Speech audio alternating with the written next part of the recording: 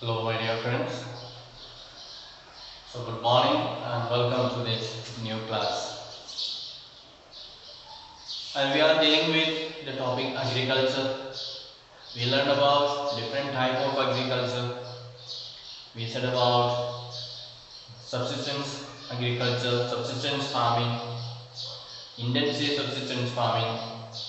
We said about nomadic farming, shifting cultivation, and another one was the commercial farming.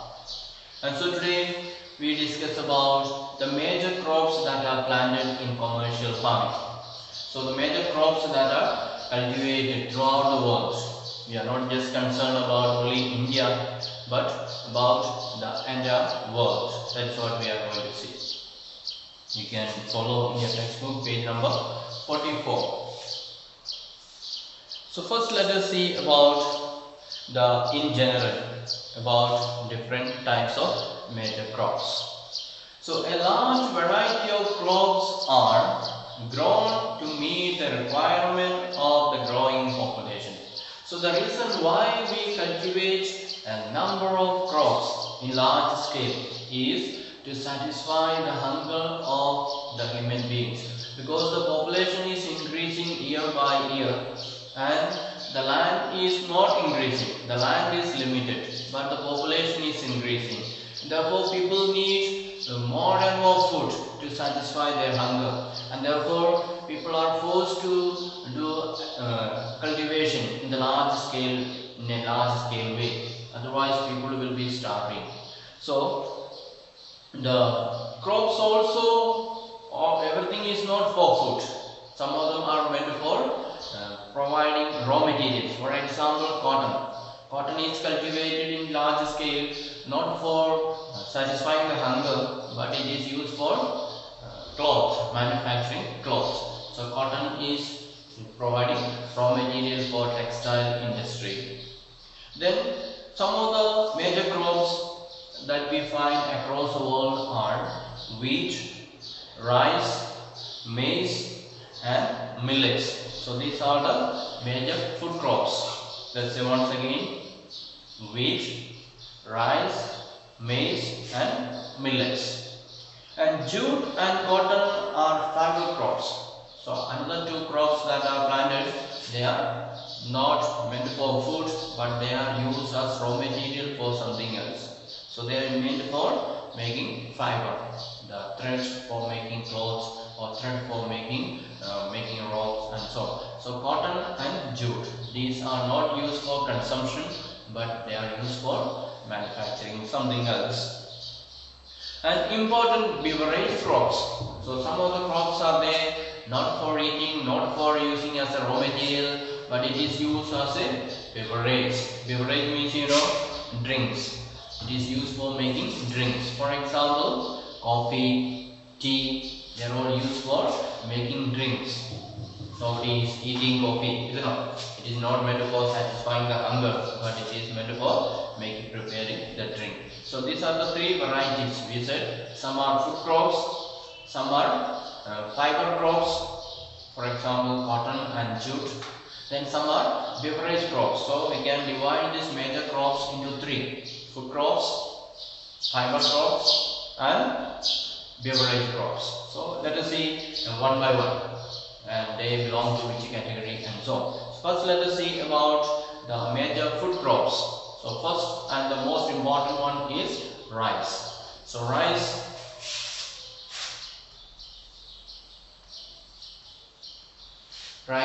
cultivation, let us see where is it taking place, which are the locations where rice is cultivated and so on.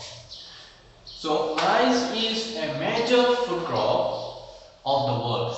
So in India most of the people are depending on rice for their daily food. Most of the people are eating rice morning and evening. So rice is not only in India, but if you go to other parts of the world also, their main food item is rice. And it is the staple diet of the tropical and the subtropical regions. So people who are living in the tropical region and the subtropical region, Their staple food, staple means main. The main food of the people, it is rice. Rice is a staple food of tropical and subtropical areas. So I hope you know where is tropical regions. Suppose this is a globe.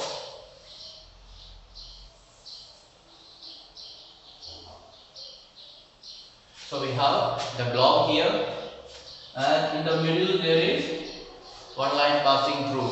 What is it called? Equator. So equator is passing through the middle of the earth. Then there are so many latitudes are there. If you look at the globe, you will find there are so many latitudes passing by. These are latitudes. Longitudes will be this way. So if you look at the globe, you will find a lot of lines, latitudes and longitudes. So this is the equator, and above equator there is another line, another latitude called Tropic of Cancer. This is called Tropic of Cancer, TC. Not transfer certificate, but Tropic of Cancer. Then below equator there is another line, that is Tropic of Capricorn. So this is Tropic of Cancer and this is Tropic of Capricorn. So two tropics. So the region between Tropic of Cancer and Tropic of Capricorn, that is called, what is it called? What region? It is called tropical region. This between the Tropic of Cancer and the Tropic of Capricorn, the space between, the area between these two cancers, they are called tropical region. Then the region beyond this Tropic of Cancer, the region just after this Tropic of Cancer and after the Tropic of Capricorn, this region, they are called subtropical regions. So that's what we are talking about. Rice is grown in tropical region as well as in subtropical region. So you can say from here to here, rice is grown. This is a tropical region, and after both sides of the tropical region there is subtropical region. So almost majority of the area of the earth is used for cultivating rice. Then rice needs high temperature. Let us see what are the requirements for the growth of rice. First of all, it needs very high temperature. That's why it is growing here, because comparing to other parts of the earth, the highest temperature experience is in the equatorial region or the tropic region, and then in the subtropical region it will be a bit less. So the tropical region will experience the highest temperature, and the rice needs high temperature. Therefore we can expect the rice to grow very well in these regions. Then another thing that rice needs for its growth is high humidity. It needs very high humidity. Humidity should be there in the air, and also it needs rainfall. So three things that require for the growth of rice is, first of all, it needs high temperature, it needs high humidity, and it needs very good heavy rainfall. So when these three things are there, the rice we can expect it to grow very well. It will grow very well. Then it grows best in alluvial clay soil which can retain water. And the best soil that is suitable for the growth of rice is alluvial clay soil. What is the speciality of alluvial clay soil?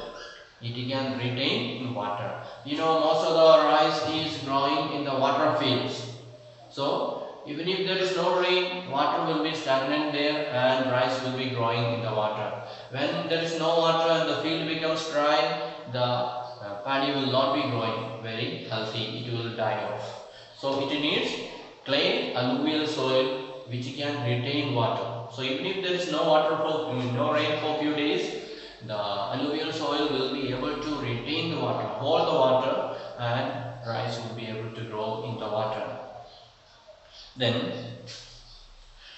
China leads in the production of rice, followed by India. So first position in producing rice in the world is to China. China is producing the maximum amount of rice, followed by India. So India is just behind China in producing rice. Then Japan, Sri Lanka and Egypt. So after India, again Japan is very good for producing rice, and Sri Lanka also, and Egypt. So these are the countries, major countries producing the rice. So when we say China, India, Japan and Sri Lanka and Egypt, they are good for producing rice. We can imagine in the globe where will their position be. Naturally they will be falling in this location. Their location will be between in this tropical and subtropical regions, and beyond this is very the polar region. They are very cold, nothing will grow there. So the countries that are growing rice will be in this central area, the tropical and the subtropical area. Then in favorable climatic conditions as in West Bengal and Bangladesh, 2 to 3 crops are grown in a year. So some of the places has got very good favorable climate. That means they receive more rain, they receive more humidity and good sunshine and so on. So for example, Bangladesh, our neighboring country, and also West Bengal. So they are very close by, they are sharing the border. So these places they receive a very good amount of rainfall, and the river also is nearby. They can use the water for irrigation and they get good sunshine, and because of all this they cultivate 2 times or 3 times in a year. So some other places where the climate is not so hot or not having so much of humidity, they are not able to cultivate too many times. They cultivate only one time in a year, or once or twice in a year. But places like West Bengal and Bangladesh, they are able to cultivate up to 3 times in a year. That means their soil is very fertile and water is available and good high temperature and so on. So that is in general about rice.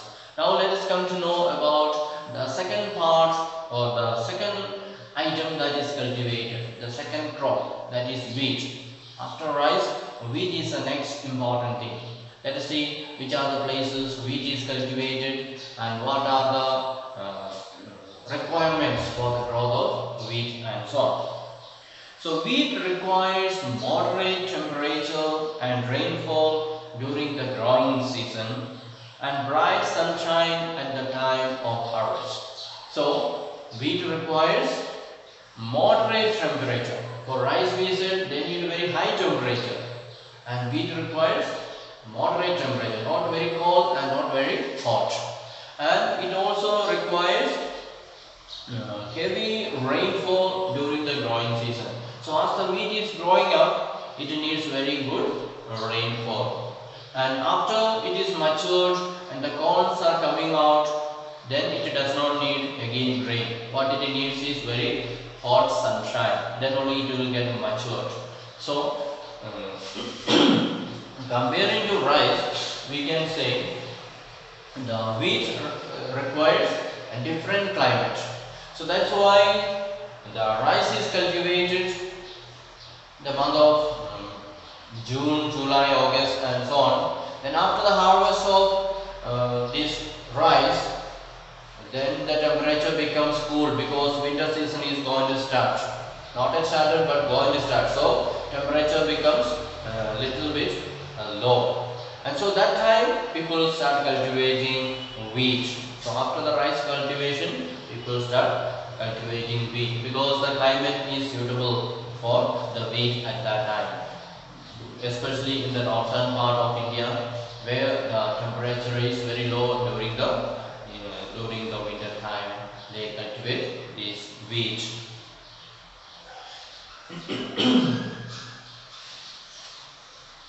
And it thrives best in the well-drained loamy soil.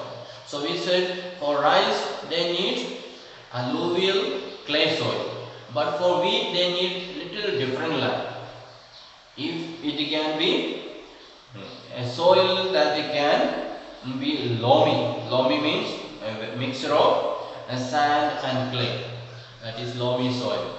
So it does not need much water to retain. So sandy and clay soil means it will be the soil will remain wet but water will go down. But for paddy water has to be retained. So that is the difference. So for growth of wheat they prefer the loamy soil, which is mix of sand and clay.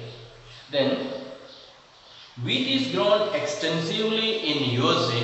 So USA is a country that is cultivating wheat to a large extent. And Canada, Argentina, Russia, Ukraine, Australia and India. And in India it is grown in winter. So which are the countries producing wheat, cultivating wheat? USA is a leading country. Then after that Canada also is producing a lot of wheat. Then Argentina is there, Russia is there, Ukraine is there, Australia is there and India also is there. So in India it is not cultivated very extensively, but especially in the northern part of India, and that is also cultivated during the winter season. As I said, first preference is to rice, and after the harvest of the rice, people they try to cultivate wheat also. Then another one is millet. Millet, that is also cultivated in India. So they are known as coarse grains. Coarse means very rough. So other things are soft, but these millets they are very coarse, very rough or very hard, and can be grown on less fertile and sandy soil. So these millets they don't need very good fertile soil. So if also we have very fertile soil, we prefer to cultivate rice and wheat. And if we have some area which is very less fertile, then there we can plant these millets because they don't need very good soil. And it is a hardy crop. It is a very hardy crop, very hard, that needs low rainfall and high to moderate temperature. So for the growth of these millets, they need very less rainfall. So we don't need very good rainfall. For people who are living in the region where there is very less rainfall, they can cultivate these millets in their land. And they don't need very high temperature, moderate temperature, not very hot and not very cold. And they require some adequate rainfall. They don't need too much rain, but just sufficient rain for them to survive.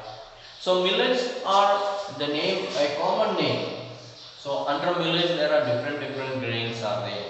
So one is called jowar, another one is called bajra, another one is called ragi. These are the main millets, the main components of the grain called or the crop called millet. So under this millet we can say there are three types are there. One is jowar, another one is bajra, and the third one is ragi. So most of you are aware about the in between the paddy fields people cultivate this kind of ragi, bajra and so on. So yeah, I'm sure you are all familiar with that. So other countries that are cultivating these millets are Nigeria, China and Niger. These are the three other countries that are producing these millets. So I hope you are clear. So the third food crop is millets. So for millet, it doesn't need very good soil. It needs very less fertile soil, and they don't need very high temperature. Low temperature is enough, and types of millets are bajra, ragi and jowar. Now let us come to another major crop, food crop, that is maize. So I am sure you are all familiar with maize. Most of you will be cultivating in your own house. May not be in the large scale, at least for your home consumption. So you will be using it. So maize requires moderate temperature. So just like the millets, maize also require only moderate temperature, not very high temperature, and rainfall and lots of sunshine. And rainfall also they need very moderate, no need too heavy rain for them, no need plenty of rain, but just moderate. But what they need is very good sunshine, lot of sunshine is required. And it needs well drained fertile soils. For the maize to grow, they need well drained. That means water should not be stagnant, water should be flown down. So we have to make canals in between or nala in between to drain out the water. Water should not remain stagnant. That means maize requires some dry soil. Underneath there may be water, but on top layer water should not be remain. Then it needs well drained fertile soils, and maize is grown in North America, Brazil, China, Russia, Canada, India and Mexico. So these are the countries where maize is cultivated. What are they? Let's say again. The countries like North America, Brazil, China, Russia, Canada, India and Mexico. So these are the countries where maize is cultivated extensively. And there is a little fact is given in your textbook about GK. So you can see a variety of mazes here. They are in different colors and variety of colors, and so looks very attractive, looks very beautiful, and so I'm sure you all might have seen all these in your own houses. So the another name for maize is corn. It is also said corn. The shops and all you might have seen the product in the packet. It comes corn flakes. So that is made of this maize. And various colorful varieties of maize are found across the world. So all the maize does not look same. All the maize do not look same. There are some dark ones are there, some white ones are there, yellowish ones are there. They are found in multi colors.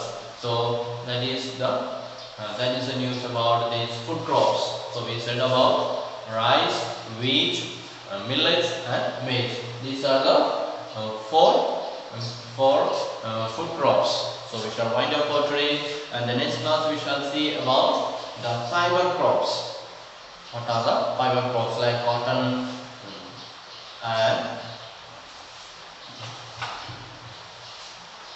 and jute?